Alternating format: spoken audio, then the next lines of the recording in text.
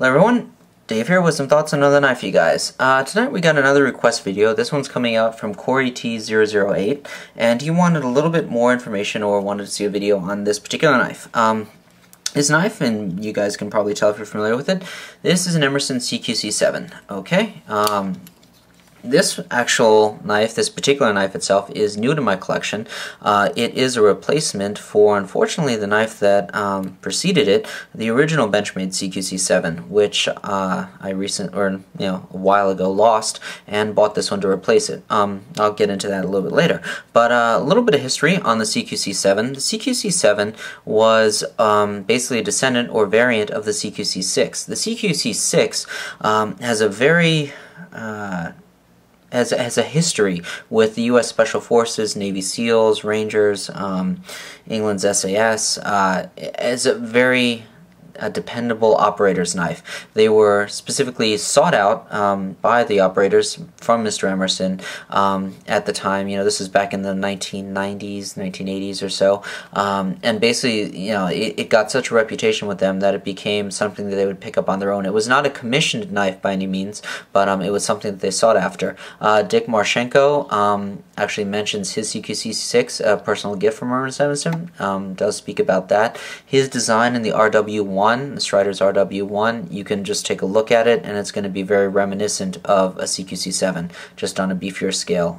So, the history and heritage of the CQ-7, this is a little piece of knife history. It behooves anyone out there that likes knives to, at some point, try and get a hold of one, handle one, and if you like it enough, own one, because it really is something dependable. It's been proven time and time again.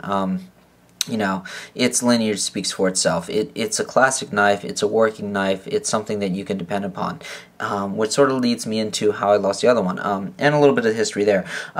In the late 90s, Benchmade worked out a deal with Mr. Emerson to produce the CQC-6 in a more production version, which became the CQC-7 under Benchmade's logo.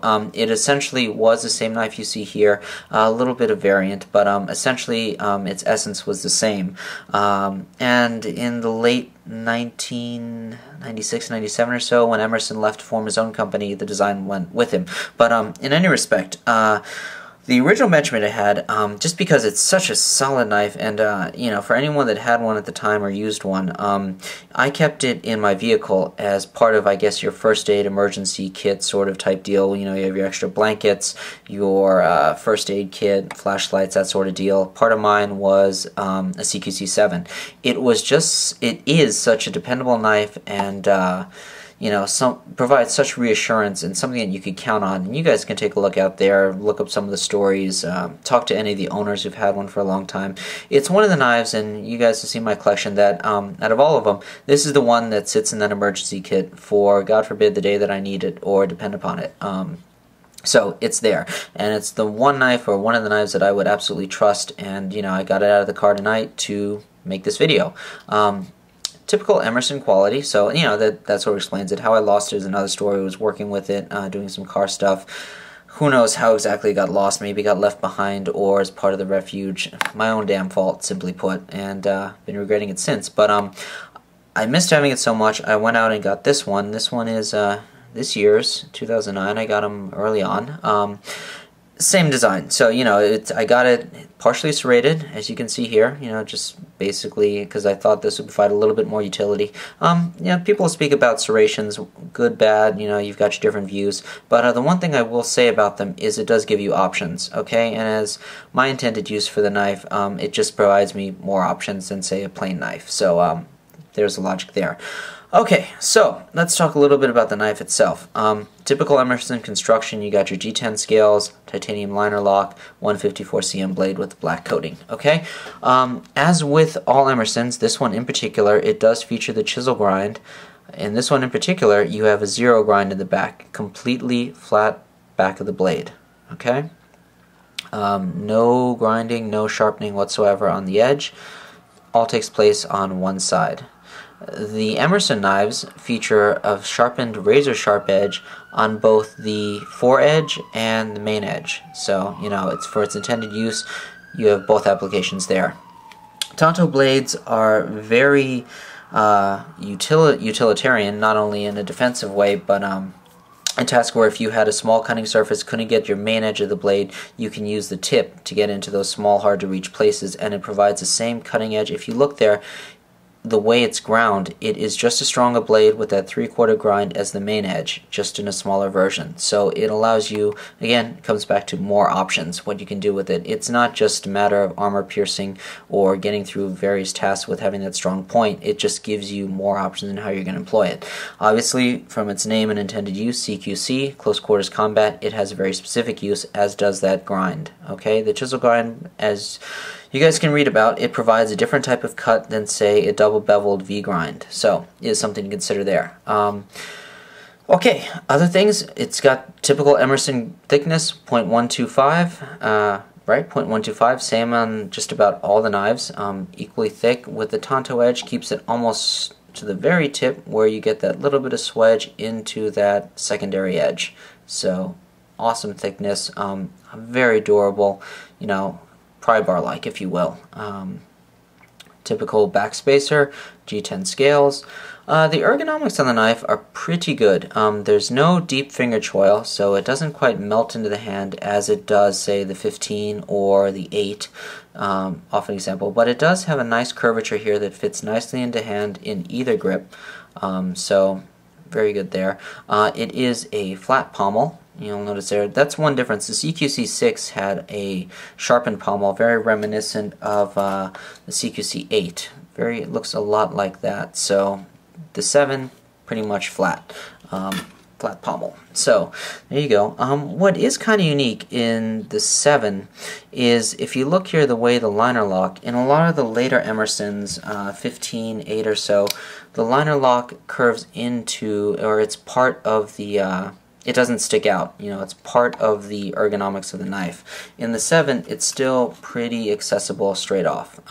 He changed that later on, but the 7 has kept that design, so that's something to bear in mind. The lefty versions, obviously it's on the other side, but you know, you have it what you got. So that's that. Let's see, some comparables. We mentioned some of its Benchmade heritage. The striker line is very reminiscent of Benchmade CQC-7. You can just take a look and see the heritage and the design right there, right, folks? Take a look. That blade shape, roughly the same size, very similar. Not quite a 3/4 grind on the Benchmade, but the angles, the sharpening edge, very, very similar. The Benchmade is a regular V-grind double bevel, so it does not feature the chisel 0 grind. Obviously different steels, but sort of takes you back to sort of the way Benchmade took the CQ-7 design and kept it going in their lines. So there are obviously larger versions of both of them. These are the mini striker and, like I mentioned, the original CQC-7. Let's see, other things about it. Let's see, what else can we talk about? It does provide some level of, for those that like it, the grip, the jimping, it's pretty decent. Standard jimping there along the spine of the handle, pretty good up into the spine of the blade.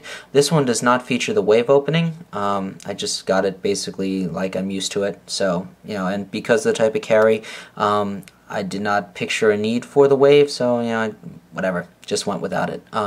If you're going to do it for daily carry or pocket carry or such, then I highly recommend you go with the wave feature. I've spoken about that in other videos, you can check those out, so forth and so on. So, there you go.